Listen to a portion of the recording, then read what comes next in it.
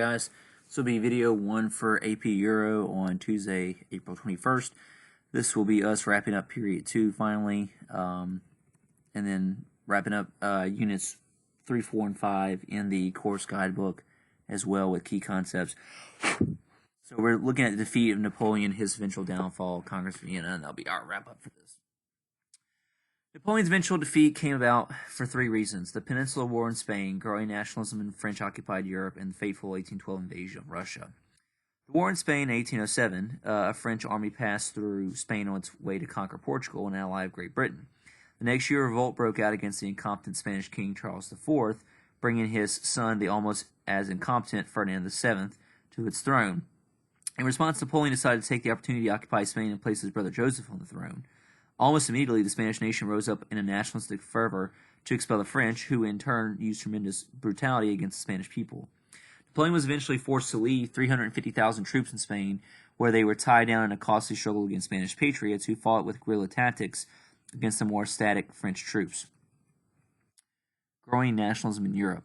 While Napoleon continued to struggle with what he called the Spanish ulcer, stirrings of nationalism also began to churn in other parts of Europe. In the German states, intellectuals began to see that a struggle against the French might be just a tool to create that unified German state for which they longed. These writers looked to Prussia for leadership, while within Prussia there were strings of reform as the nation began to grasp the magnitude of its defeat at Jena. Fortunately for Prussia, it was blessed with 2 administrators who possessed immense abilities: Baron von Stein and Count von Hardenberg. These men were hardly democratic reformers. They wanted to see the continuation of monarchical power and aristocratic privilege. They did, however, bring about much-needed reforms, such as ending the Junker Prussian noble monopoly over the ownership of the land and abolishing serfdom. To create an army of motivated soldiers, led by competent leaders like the French model, Stein appointed some bourgeoisie officers and removed some of the more incompetent Junker officers. He also established a professional ministry of war. Stein eliminated some of the harsher elements of military discipline to encourage the peasant soldiers to fight loyally for the state, and he established a large reserve army made up of part-time soldiers. The 1812 invasion of Russia. Some of Napoleon's advisors warned him that the constant wars came at a high cost to the French nation. Napoleon, however, still looked for new lands to conquer. Russia seemed a suitable target, particularly because after the defeat of Prussia and Austria, only Russia was still standing as a strong continental rival. In June of 1812, Napoleon took his grand army of 600,000 men into Russia, where he fully expected to defeat the Russians in open battle. To his great annoyance, the Russians merely retreated within their vast landscape. When Napoleon took Moscow in September, he found the city a smoking ruin, with fire set by the retreating army of the Tsar.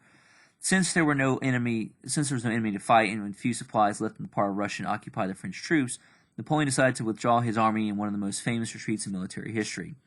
The combination of Russian attacks and brutal winter made the withdrawal a disaster. Only 40,000 of the original Grand Army finally returned to France. The Russian retreat marked the beginning of the end. In 1813, Russia, Prussia, Austria, and Great Britain formed a coalition to fight together until all of Europe was freed from French forces.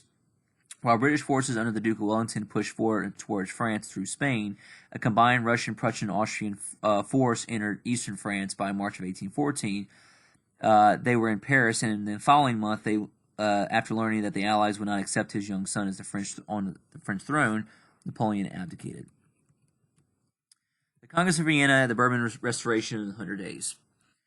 In victory, the Allies demanded the restoration of Bourbon monarchs, as outlined in the Treaty of Chaumont, which brought the Count Provence, a brother of the executed Louis XVI, to the French throne of Louis XVIII.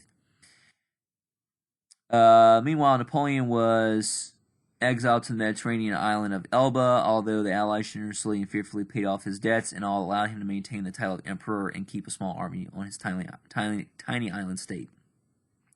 To create a lasting peace and to try to put the revolutionary genie back in the bottle, the Allies met at the Congress of Vienna, beginning in September of 1814. The 4 great powers, Great Britain, Austria, Prussia, and Russia, dominated the proceedings, although the great architect of Congress settlement was the Austrian Chancellor, Prince Metternich.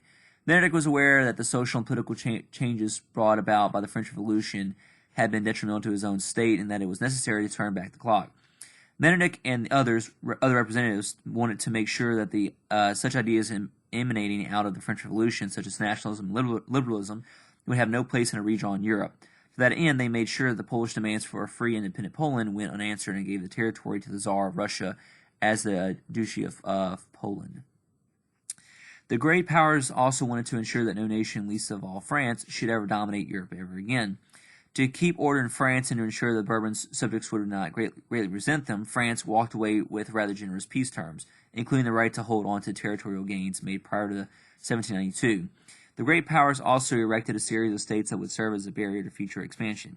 They created the Kingdom of the Netherlands by incorporating the Dutch territory within the Austrian Netherlands to the south, gave Prussia important territories on the Rhine River to block future French expansion to the east, and gave Piedmont the territory of Genoa. While the victors debated the future course of Europe, the past came back to haunt them. On March 15, 1815, Napoleon returned to France. Having escaped from Elba, he found many in the army and in the country at large willing to support him, particularly since the return of the Bourbons had led to an unleashing of a violent white terror, white signifying the white flag of the Royalists, against Jacobins and Bonaparte supporters. Louis XVIII was once again forced to flee his homeland as Napoleon was rapidly reinstalled as emperor. Although he promised France a liberal constitution and the end to foreign aggression, he knew that the other great powers would not allow him to maintain the throne. So he once again raised an army. At the Battle of Waterloo, Wellington, the British commander, aided by Marshal Blucher, the leader of the Prussian forces, defeated Napoleon. Following the 100 Days, the name given to Napoleon's remarkable return, he was exiled once again, although this time to the distant island of St. Helena in the middle of the Atlantic, where he died in 1821. And that's where period 2 is finally going to finish. So let's go look at the final key concepts for this. Just at the end of, hang on a second, end of Unit 5. Topic 5.7. After the defeat of Napoleon by a coalition of European powers, the Congress of Vienna attempted to restore the balance of power in Europe and contain the danger of revolutionary or nationalistic upheavals in the future.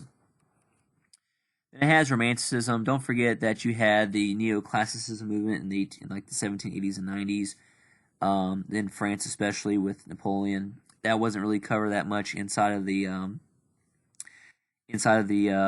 review packet, but don't forget about that. Then you have this last 5.8 about Romanticism. Rousseau questioned the exclusive reliance on reason and emphasized the role of emotions and moral improvement of self in society. Romanticism emerged as a challenge to Enlightenment rationality.